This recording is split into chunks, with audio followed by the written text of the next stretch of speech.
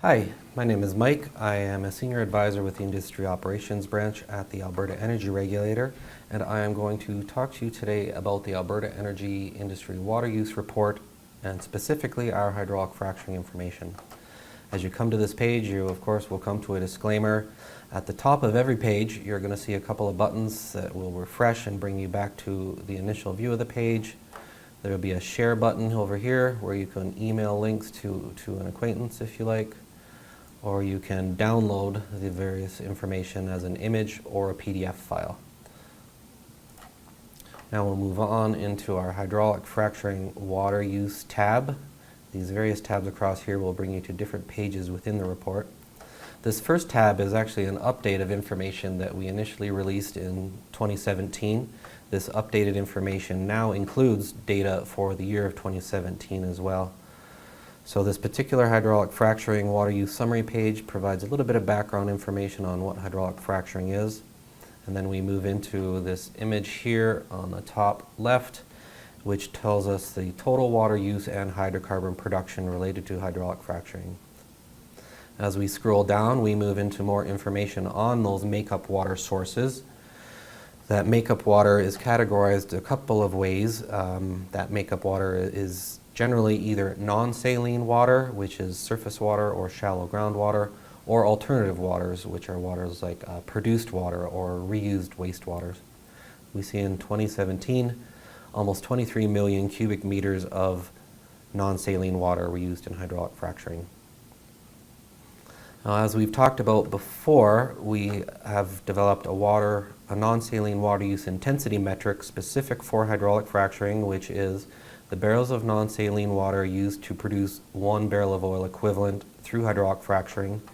And to allow us to compare this with other energy extraction sectors like enhanced oil recovery, mining, and in situ, which are based on an annual look, we look at just the 12 months of hydrocarbon production after a fracturing operation occurred. Now, hydraulic fracturing only uses water once generally. It uses water that first time for the hydraulic fracturing operation, and then those energy wells typically produce for years and years afterwards. Now, our non-saline water use intensity in this image is based on just 12 months of production, which allows us to really compare performance between different operators in the hydraulic fracturing area. But again, it is just 1 year of hydrocarbon production, 12 months of hydrocarbon production, while those wells produce for much longer than that.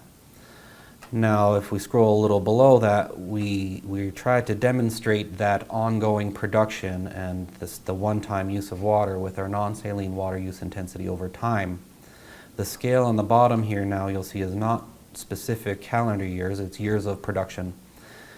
So with 1 year of production, it has used water for a hydraulic fracturing operation and has produced oil or gas for 1 year, and that has an average in hydraulic fracturing of 0.38 barrels of non-saline water per BOE.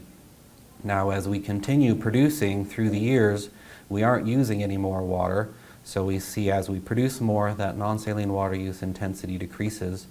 And as an average now, after 5 years of hydrocarbon production, it takes approximately 0.06 barrels of water to produce 1 barrel of oil equivalent.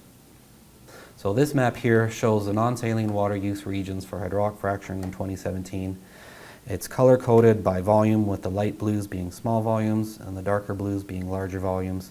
You can see hydraulic fracturing activity is concentrated in the southern part of Alberta and trending up towards the northwest. We'll now go on to some new information we're providing this year, which is company data.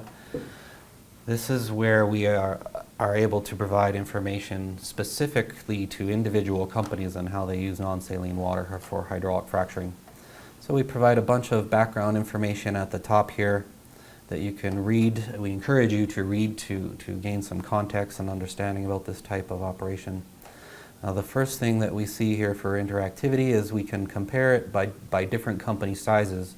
So for this example, we will just choose large companies. Now our first image here is based on that selection of large companies, and we see those companies lined up across the bottom. There's a little bit of a slider bar because they don't all fit. And we have the non-saline water use intensity on the vertical side here. So we have various different companies and their non-saline water use intensities for hydraulic fracturing across here.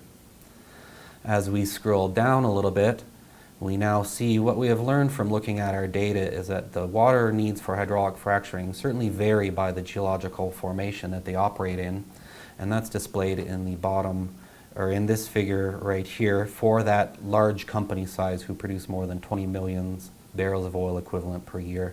We can see that the Woodbend group, including the Duvernay formation, takes quite a bit of water to produce a barrel of oil, and we see that trending downwards with different formations across here.